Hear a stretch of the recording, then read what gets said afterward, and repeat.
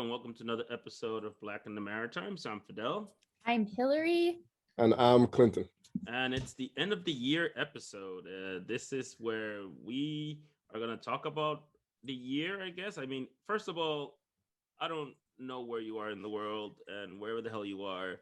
Uh, Thank you for listening to us. I definitely will say that. I think everybody has been Oh, coming a long way with this COVID thing. So, I mean, props to wherever you are, whatever you're doing. Thank you for listening to us. And, we hear you. We hear you, but you just don't know it, I guess. We're Facebook or Google or whatever other spy thing that gets you. So, let's start, guys. Like, what is, wow, I literally said we're Facebook, we're Google, and Google started like, can I assist you on something? I was like, holy shit. You're being spied on already. It's Yeah, the I'm end of the getting spied. year. Like Google is already knowing what I want. Well, they already know. It is what it is. we've been So being spied on. Yeah. Yeah. yeah, so let's talk, like, guys, like, what has been interesting personally for you guys this year? Let's start with you, Clinton. Interesting for me. So much. I think it would be easier for me to talk about like what I've been thankful for, and maybe later on in the show, in terms of interesting, in terms of news events and stuff like that, I can get into that for sure. Yeah, go ahead. The cliche answer is I'm really thankful for my health. I've been I've had I had some really bad eczema from past years. I got that under control, so that's been really amazing for me. But I'm definitely thankful for my wife, my kids, my parents, siblings, everyone, and I'm seeing big blessings from my family in 2022. That's for sure. Somehow through the pandemic, we made a lot of great new friends in 2021, so I'm thankful for all of them. Definitely thankful for you two, Fidel and Hillary. Even thankful for the team members that are no longer with us, meaning they're not on the show anymore. Everyone's, yeah, okay, that's from the pre-show, people that are no longer with us on the show. But the three of, like, we have done some amazing things in 2021 that we're going to talk about later. And I'm thankful really that, the one thing I'm thankful about in this whole COVID pandemic is that, as busy as I've been, I've learned to take time for myself. I've learned to take time for me and slow down, focus on a work-life balance. Although no one's hearing it, like taking time every week to work on my music and life and living. Thankful for my business. I'm almost done. I can hear the music playing. Thankful for my business and the team, like my team at the business, both at the salon spa and the online store. All the work they've done to keep us going is just amazing. Black in the Maritimes, all the opportunities it's brought myself and all of us has been mind-blowing. I think it's made some change in New Brunswick. I think it's changed some people's life. I think it's helped open up some people's eyes, and whether even if it's just moving the bar a little bit, I think what we're doing and the people we're working with is helping to make a better future for Black people, and fight racism, and so make a better future for all people of color, immigrants, and everyone. um Not to be like shallow, but this has been a good year for me financially, so I'm thankful that things are more stable than they've been in the past. And that's it. I think those are a lot of the things I'm thankful for. What about you, Hillary? What are you thankful for? Buckle up. It's the best year of my whole life. I'm thankful for this podcast, for both of you, that COVID plateaued to a point where I could meet you guys in person, that we could make that content, that we could like connect in that way. And I think that was really great. I'm thankful that I got to build a relationship with my father and live with him and pay $33,000 of debt. I'm thankful that I then worked 3 jobs and saved another several tens of thousands of dollars so that I could immediately vacate his home after the time had run out and it was time to leave with my spaghetti straps and my shorts and wear what I want. I'm thankful for this apartment and to be in Toronto, but to still have this connection to New Brunswick that is so profound. It is so important to me that we get to do this work and affect the place that I grew up and that I do love really deeply, despite how much sometimes I talk shit about New Brunswick. Happy to have my cat, happy to have all of these jobs and all of these opportunities. Very thankful for my health and my sobriety. This journey has been 2 years long. It's really not been easy. It was easy in the pandemic at my dad's where there were people living with me. It's been a lot harder by myself to stay sober, to not drink, to not do drugs. But I'm still here kicking ass and doing it, and doing 3 hours of therapy every week to make sure that I am still on the straight and narrow. And I am very, very proud of all of that hard work that I'm done. Happy for all of the endeavors that I've gotten to do because of the podcast that are not directly related, like write my own play for Saturday Théâtre and be part of like panels talking about the BIPOC experience. Um, Honestly, thankful that Clinton helped me get my job, because Clinton was a reference for my job, and that has opened many doors in the community health sector. I'm very happy about that. Yeah, I could not be happier and healthier, and by and large very, very happy that despite the pandemic I get to talk to my mother every single week, that she is happy, that she is well, and that COVID hasn't destroyed that relationship by any means. And oddly enough, it's made it and my relationship with my father stronger. And I've never had better friendships, better family bonds, or better relationships than 2021. So blessed, stressed, well dressed. Wow, that is deep. I definitely gotta be thankful for a lot of things myself. I went back to see my family in Dominican, which I haven't seen them since the COVID. I definitely thankful for that. So my uncles, thankful for the situation that I am in. I definitely, I'm thankful every day for everything that happens. The podcast, of course, and things that I've been doing behind the scenes. I mean, it's kind of incredible and a little bit surreal for me, just because of the fact that and not to sound like everything that I kind of dream of kind of takes shape. So that definitely, I'm definitely thankful for that. I'm definitely thankful for everything that has happened in my life.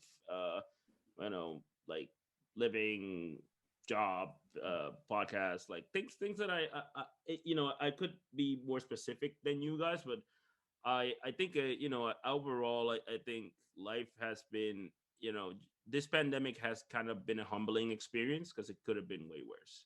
Like I seen other cases, and definitely has been a bit overwhelming for a lot of people, and it makes you kind of put in hindsight that even if you're having a really bad day, you're still here. Like you're still grinding this. Like it could be way worse, dude. And I'm like, oh my god, this is it's quite a humbling experience, to be honest with you. So I'm definitely thankful for all the things that I have been able to accomplish, and for you guys. I mean, definitely, it's been quite a journey. I think there's way more to come. But yeah, I'm definitely thankful for that. And I think the first time in my life, I'm actually thankful for being in New Brunswick because we had it kind of cool in the past 2 years. Or I mean, the pandemic. Now it's really bad. It's incredibly bad right now, but overall, comparing places like Toronto and Quebec and all those places, New Brunswick hasn't been that bad. So yeah, definitely thankful for that. So, anyways, so we're gonna go. That was nice. That was good. That was nice. It feels good to be grateful. I like that. I'd like to add one more thing I'm grateful for. In the last 2 weeks, I've had another 2 negative COVID tests, which is a accumulation of 9. I've been tested 9 times this pandemic, and we're still dropping negatives, but I feel like my time is running out. I'm very worried, but I just want to say very thankful. That's for cool. that. One more thing I'll say too before you go on, Fidel, is that when we did this thankfulness thing last year in 2020, I didn't know what to say, and I didn't have a lot to be thankful for. 2020 was a really rough year on me, like mentally and stuff like that. So I was looking forward to this one because it's been such a better year, and yeah, Yeah, I like I said, I am definitely I'm definitely definitely this past 2 years with COVID, and we're gonna talk about COVID in a little bit. It's been quite humbling. It's been quite a humbling experience. At least for me. For me, it's like I decided to slow myself down a bit. yep, Like I yep. slowed, like I literally slowed down, and I was like, this might not be that bad. Like this might not be that bad. But yeah, I definitely think it's been very humbling with COVID. And one of the things that I wanted to ask, like, we had 2 years of COVID, guys. Not one, 2 years of this. And then just Clinton, just starting with you, because you said like this year was a very different than last year. Uh, how do you think we would move forward in 2022 when it comes to COVID? Like, because it's not going away. It's definitely this shit ain't leaving. It'll never leave. How could it? It's a virus. It's a disease. I mean, you still got measles. We thought we had eradicated the world of measles and all these other diseases out there. They're life. Their species. They're always going to be here. They're going to, from March of 2020. Like, I've been saying, like, COVID is here forever. It's going to mutate. They were talking about the vaccine. I said, that's great. It's going to be like the flu shot. We're going to have to keep on getting these shots forever, just like the flu shot. It's going to be here. My hope is that we develop better vaccines, but also that, our immune systems will start to become stronger and adapt to these things, just like viruses mutate. Our immune systems have to mutate and evolve and adapt as well. I just hope that eventually COVID, which is kind of like the cold, it's from the same strain, becomes like the cold to us. I just hope people continue to get stronger and that eventually we can move on. I mean, we got the Omicron transformer virus coming up at us, which is way more contagious, and everyone knows this stuff, way more contagious and potentially less dangerous. New Brunswick, like you said, Fidel, is popping off. I don't know what more we can do. I mean, for those of us, I try to respect everyone's point of views and opinions.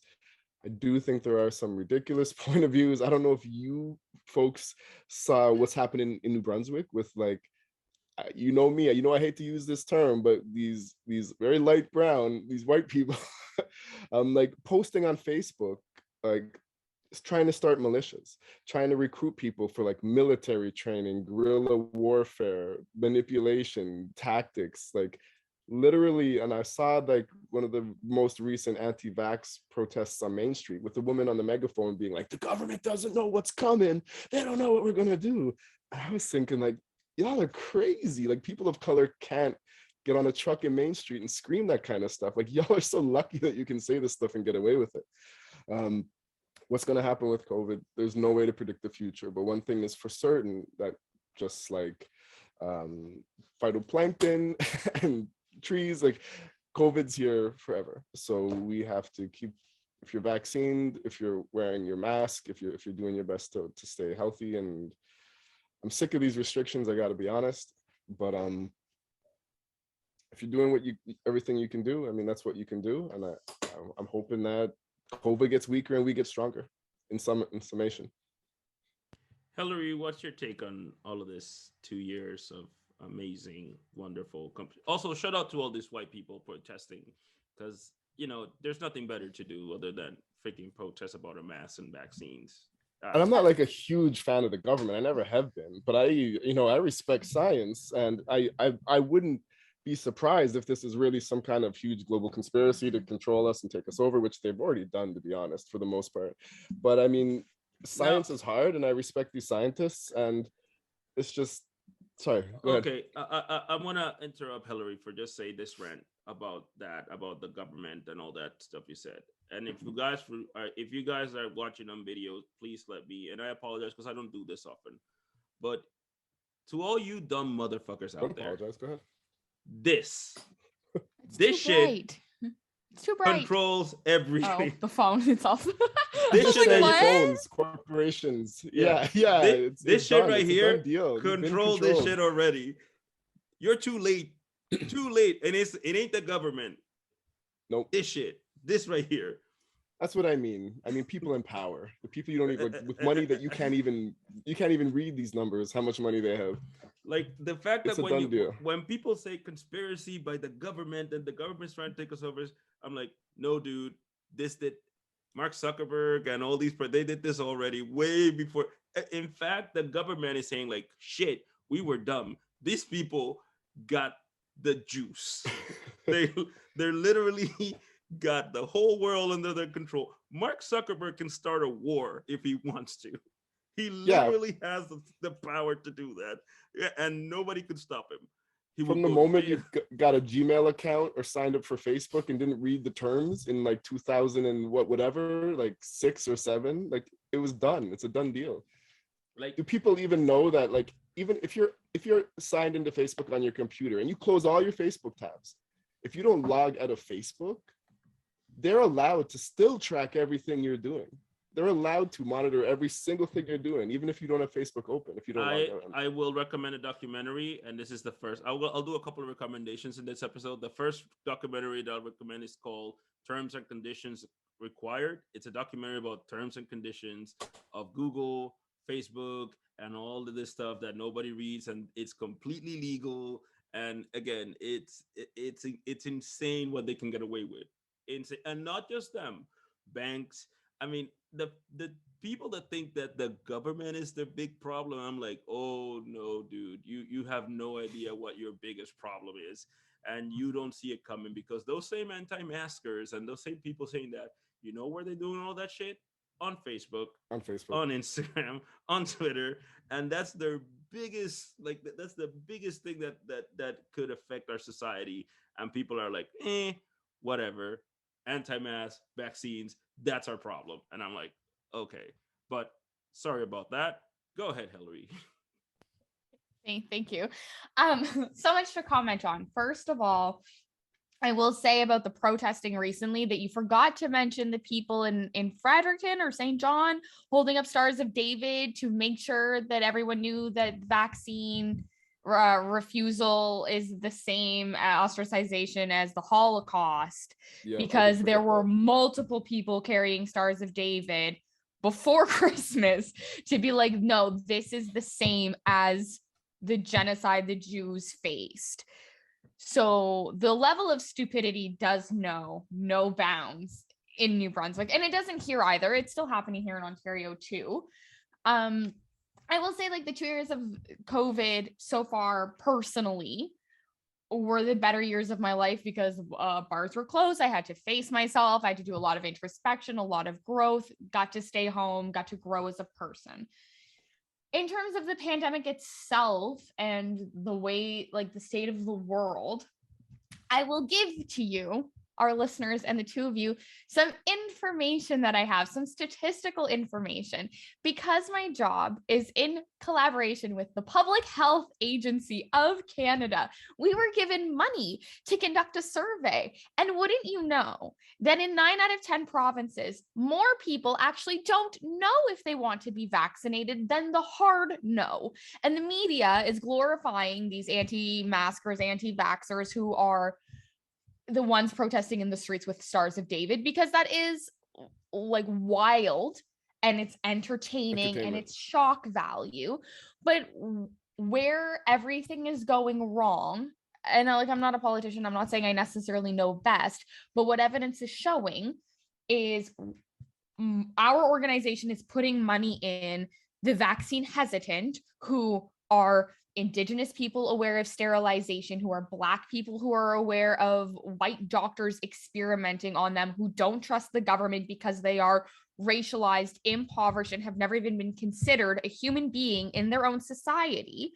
And they are getting community leaders who look like them and sound like them to talk to them on their level and educate them and show them the options. And then they give them body autonomy. And those people, 9 times out of 10, do choose to get vaccinated.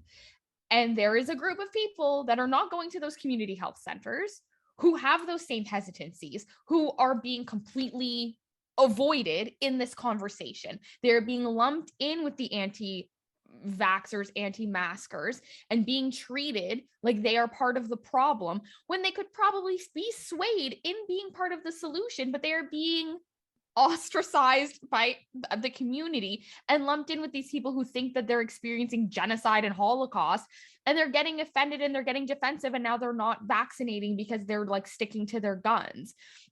It should also be noted that in New Brunswick, there technically are no community health centers, because Blaine Higgs does everything through the Horizon Network. and it's all through government funding. And so nothing is actually community based. So there isn't really an opportunity for the Canadian Association of Community Health Centers to allocate funds to help New Brunswick situation. But in the other podcast I do for my job in Saskatoon, they did this and they saw an uptake in the Indigenous population of 300 people a day getting vaccinated. So there could be growth and there could be change, but it's more important to have this like civil war where we pit the anti-masks and anti-vax people who are never going to change their opinion. They were already thinking that the flu shot gave people autism.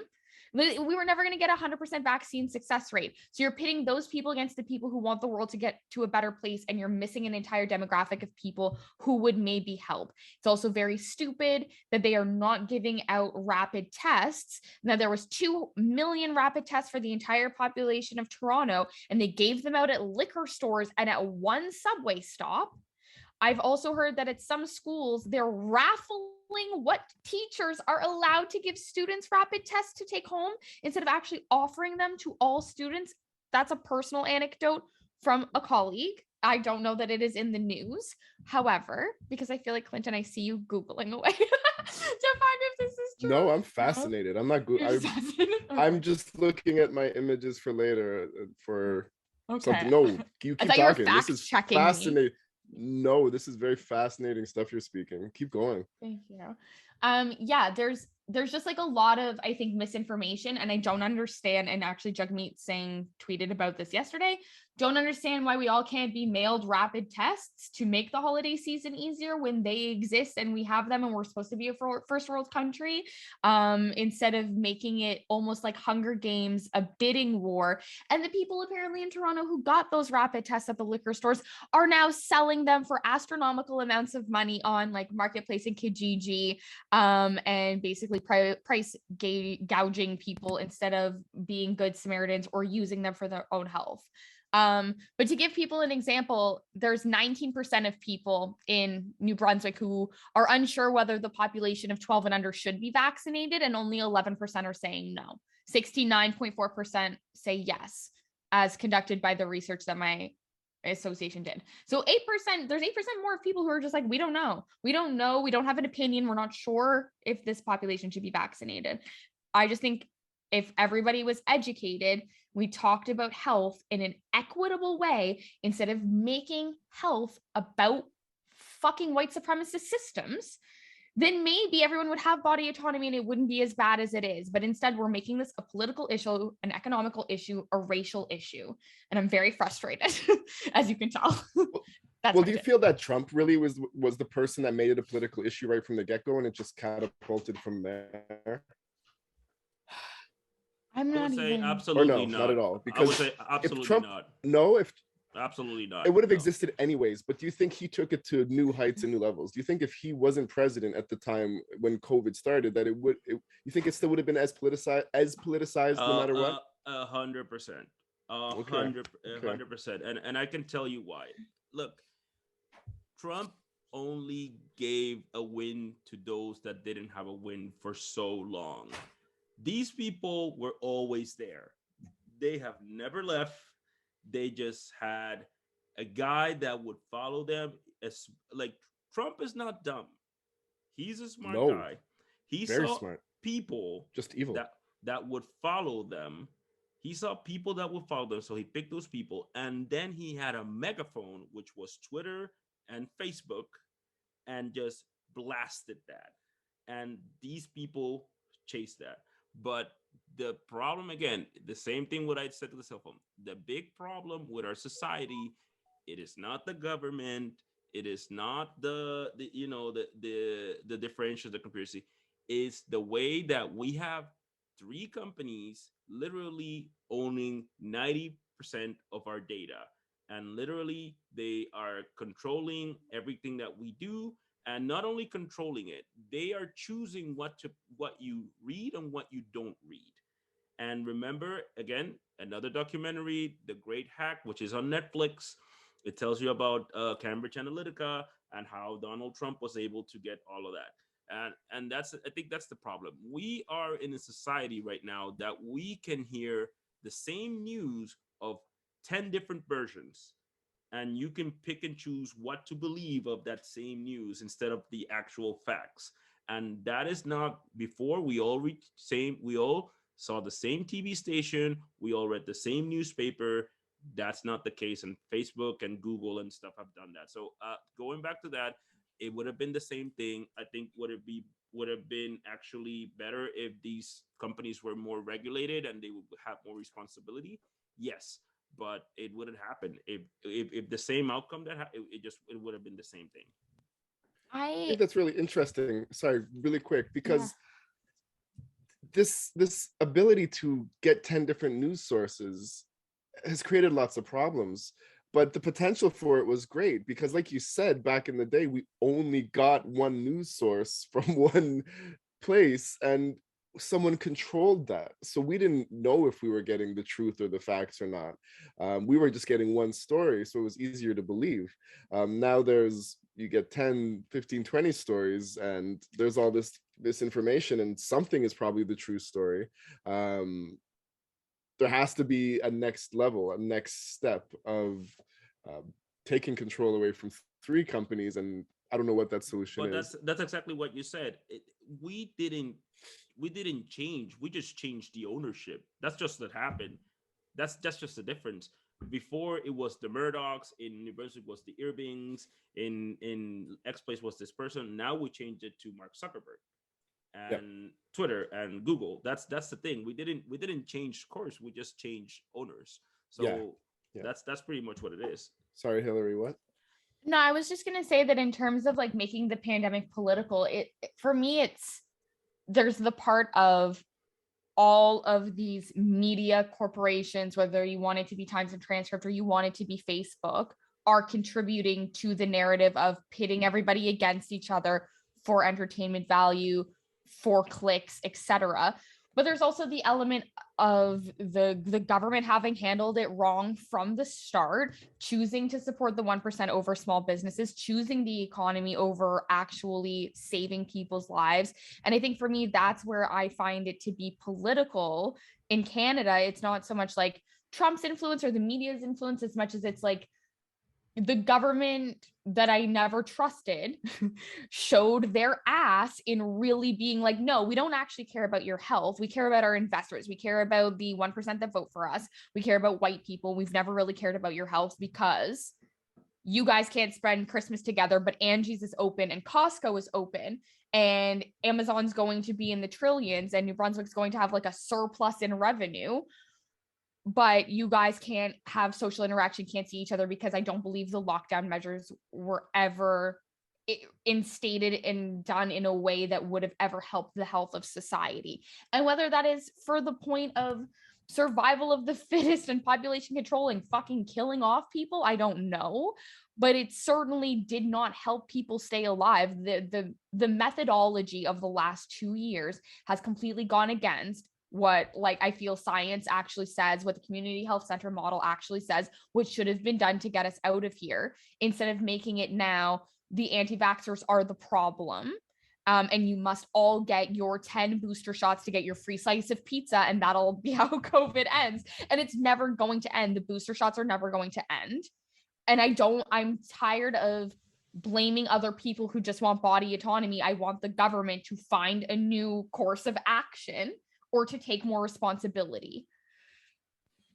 That's wild. Wow. Maybe this is a good episode. I'm enjoying it. I haven't even heard it back yet.